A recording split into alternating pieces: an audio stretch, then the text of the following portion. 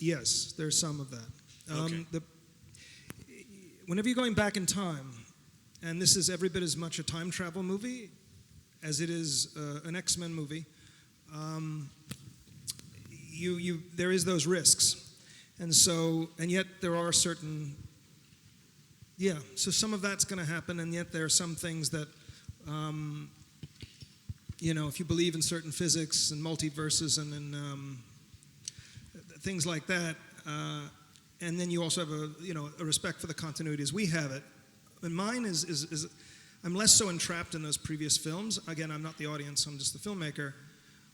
But I do believe in certain continuity that will maintain, but some things will change. Okay. It's the nature of time travel. You go back and mess about, things happen. So that's something that some of those rumors are probably somewhat true. I was just wondering, James, you just alluded to it. Will there be much acting with the younger versions of the characters in the same scene as the older versions? Because if so, that would be good. That would be well good. Will there be interaction? Primarily, since Wolverine is the journeyman, his interaction with the younger cast is primary. There is a moment which you'll see a beat of in this reel I'm going to show, where these two characters come face to face with younger self, older self. And we try to do it in a unique way. It's been done before, but my first opportunity to make a time travel movie, really, really wanted to do my very best to create a set of rules and respect them and stay within the continuity of those rules. But there's a bit of interaction like that. Not to put you on the spot or anything, but Hugh, besides Wolverine, who is your favorite character on X-Men besides yours?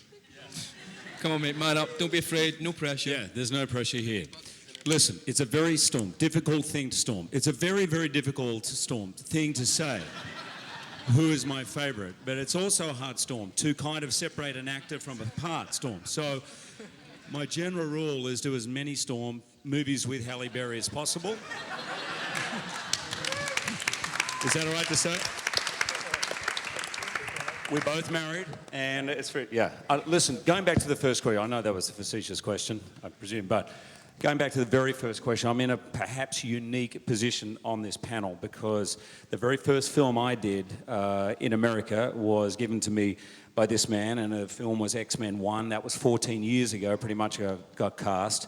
It's almost impossible to believe. Like, I think everyone on this side of Brian feels how incredibly unique, rare, lucky, and blessed we are to be able to, 14 years later, come back together. I mean, we all knew each other. You guys knew me before I had kids. My son was born just as we were making first one. I mean, so much has changed. We've gone through together.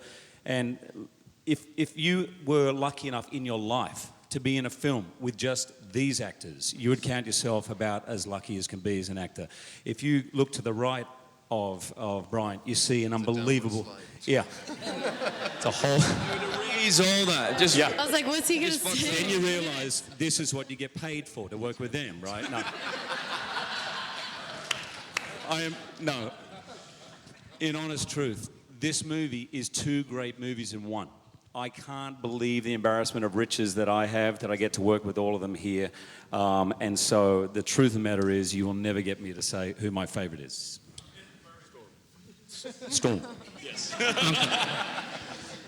I think I speak for the room when I say this is breathtaking to see you all on the stage here. So can you talk a little bit more about the first reaction you had when you even heard of this project? Did you think this is insane? Did you think this is impossible? Did you think this is about time this happens? Because this is not your regular sequel. This is more than just one sequel. It's an in-betweequel. It really is. An in-betweequel.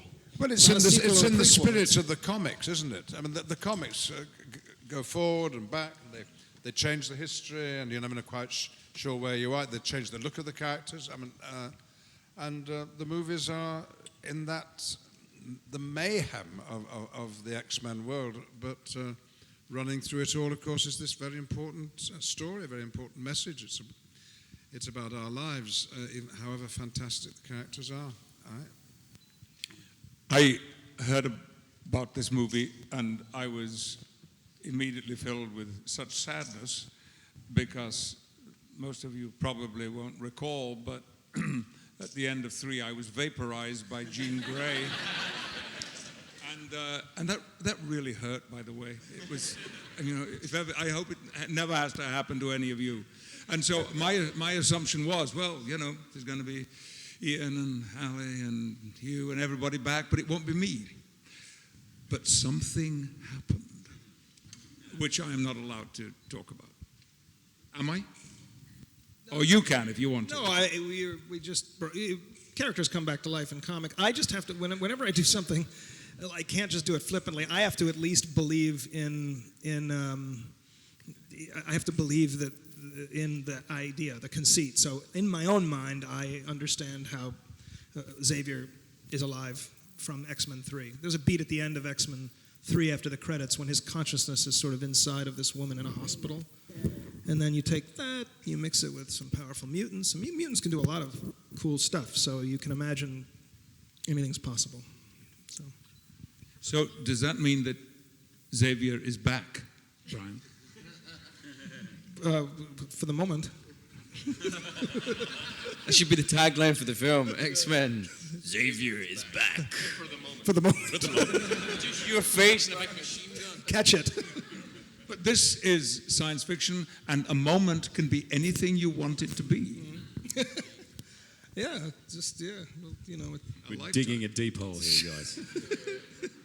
But in seriousness to that, what another thing about this movie that's different from the previous X-Men films is there's a science fiction aspect to it as well. There's technologies, there's the Sentinel program, which is something that's going to be part of the picture. So you've got the time travel and the science fiction elements are things that haven't been as explored in X-Men films in the past. So that also made it a challenge and fun and unique. We have time for about one more question. All right. I wanted to ask you guys about the costumes this time around, how you felt in them. There's a lot of 70s gear. You're back in your Storm outfit while pregnant. He hates them. You're basically naked this whole time. After wearing the costume in the last one, now you're full blue. She's pregnant, I'm naked. Sounds like a Come great see movie. the movie, it's great.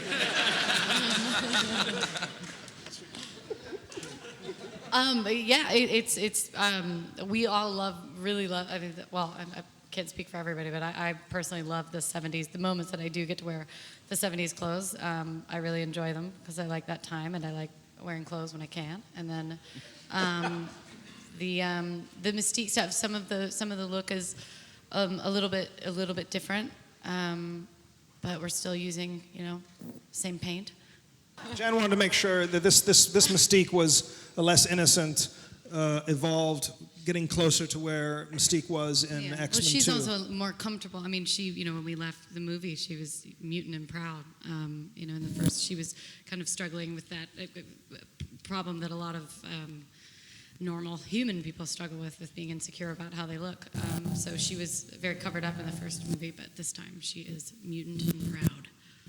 My threads are awesome, to answer that. Lots of flares, chunky shoes, psychedelic shirts. There's a lot of brown jackets going on. But with very violently coloured psychedelia-inspired shirts underneath. You're going to love it. There's some very cool, again, just hit me if I'm saying anything I shouldn't, but in the future, the X-Men suits are really, I'm just pausing in case I'm going too far, are unbelievable. First of all, hell of a lot more comfortable to wear than X-Men 1 and 2, but they look really amazing. And people in the future wear suits who've never worn suits before, that's all I'm going to say. Yeah, Louise is pretty amazing, isn't she? She's... and it's a very collaborative thing. That's the one thing that I've sort of found on the project as a whole, not just sort of, through sort of, the clothes that we wear, the sort of Magneto sort of outfit, being on set. Do you get to wear the helmet? Oh, yes.